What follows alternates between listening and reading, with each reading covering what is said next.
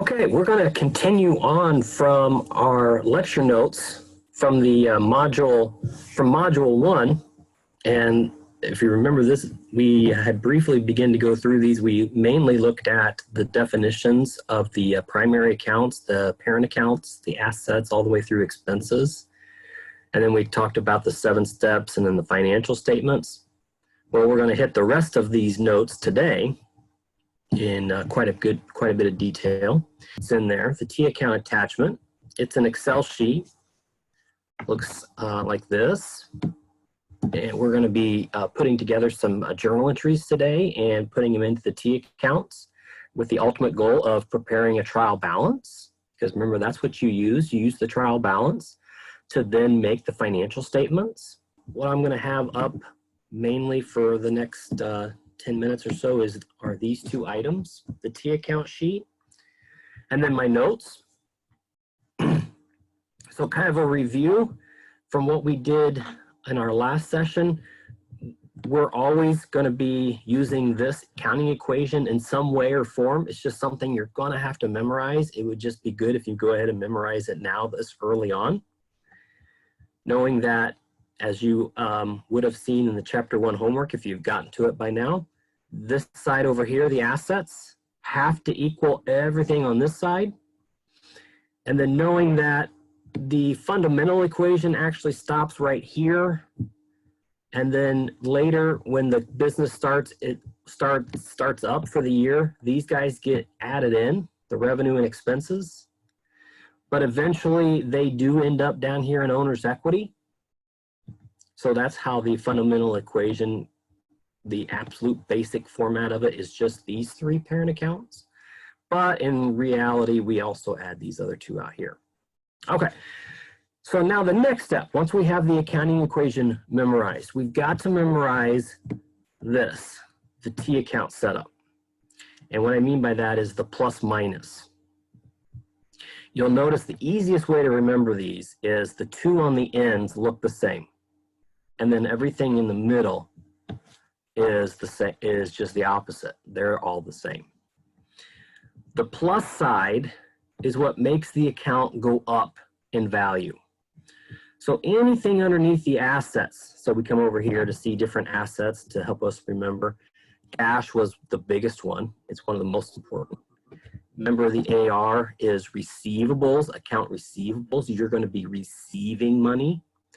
So you want that number potentially higher. You want to be getting more money.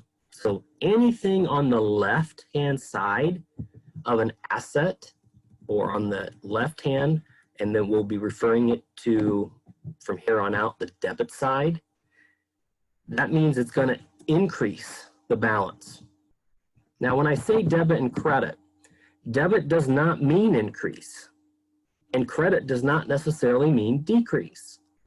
As we'll see in the assets, yes, debit does mean increase. But when we get over to the liabilities and the owner's equity and the revenue, you'll see that the debit is still on the left, but the debit side means actually decrease. So that's one of the first hurdles a lot of accounting students have to get over, is debit does not mean just increase or just decrease. Now, when you think about it from your banking account, your own personal banking account, you can't use that analogy to help you transition into accounting. Because the banking, when you use your debit card, what you are probably thinking is, I'm using my debit card to take money out. And then in accounting, when you debit something, you're actually putting money into your account. You're getting more money. Now, there's a reason why they call it a debit card, because it's from the banking perspective. When you take money out of the bank, what you're basically doing is removing their liability to you. So the bank is going to, when you have $500 in your checking account, the bank's going to look at that as, if it was me, AP Professor Vanesky at $500. And it would be a plus. They owe me $500 because I put the money in their hands for safekeeping. Then when I go and use my debit card and take out $40, they're debiting my account, because they owe me less money. Now they only owe me 500 minus the 40. See the minus 40 here. And so the balance would be 460. And then when you hear the word, oh, they're going to credit my account. Credit means they now owe you back that money. Let's say they mistakenly took out 40, but I never took the money out. So they're going to credit back to my account 40 bucks. So they're looking at it from their perspective, the bank's perspective, not your perspective. And so that's why it's completely different. If you've ever worked in a bank, accounting can be very tough because everything is backwards from what it's not really backwards, but it can seem backwards because now you're looking at it from the customer's viewpoint instead of the bank's viewpoint, which if you worked as a bank, you're used to looking at it from the bank standpoint. And even us as normal users of our credit cards and our debit cards, we're used to looking at it from the bank's perspective. That's just how we have grown up. That's just the terminology that was used. But in accounting, we want to get rid of that and know that debit means left, just left, and credit means right.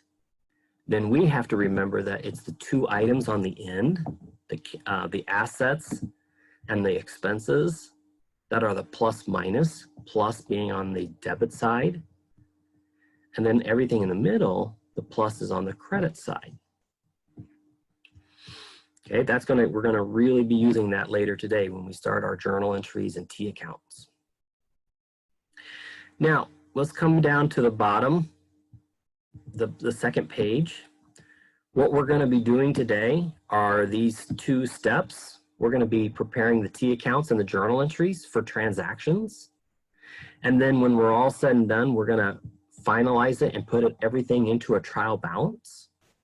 So that's our goal today, where we're going. We did this back in our first lecture. We did the financial statements. So now we're going to be covering steps 1 and 2.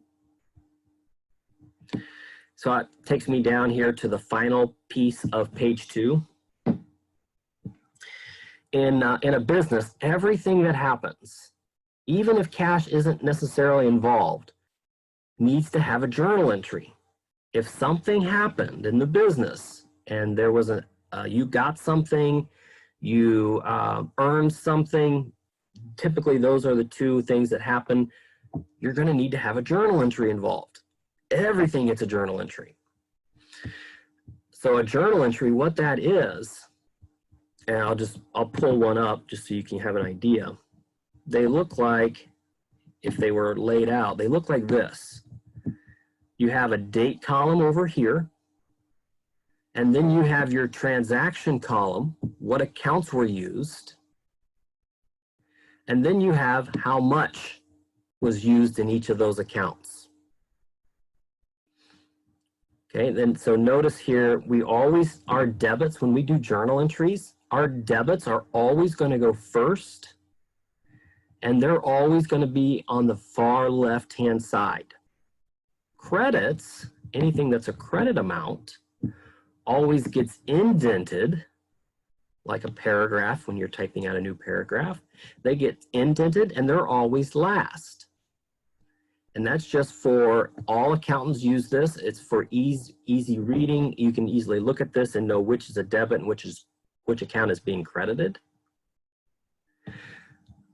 And then the other key thing here is I always like to skip lines. The computer program is going to do this for us when we go into Connect, but if you were doing these on your own, you don't want to have these all jammed up, because this is how somebody goes back and looks at your books to see if you have everything done right or if there's a mistake. And if you have everything all crammed together, it makes it a lot more difficult. And then what we do is we take these amounts that's in our journal entry and we transfer them over to our T account. So when we get to the practice example in just a few minutes, we're going to take this $30,000 debit and then move it over into a $30,000 debit in my T account. The T account, the whole purpose of the T accounts is to keep track of your balances as you go. Just like how I had over here in our transaction before I had maybe the money put back in. This is telling me if I was ready to make a balance, I could make a balance right here, and then my balance would be $460. That's how much left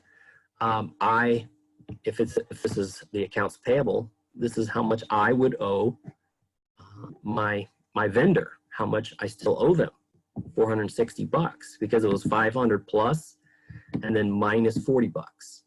So when I combine those two down here in a balance, that's where I get 460. Okay, so then you might think, how do I know which accounts to use? Well, that's where I get into this, the two questions to ask. And if you get these in your head, these are the two, and they almost always work. Sometimes you have to kind of think about it in a little bit different version for it to work. And I'll get to a couple of those in our example. Be like, I'm not really sure how the question works for that one. It does. You just, it's just may not be as obvious. Some of them are a lot more obvious than others. But basically, we're going to ask ourselves, what did the business get? That's going to be our debit question.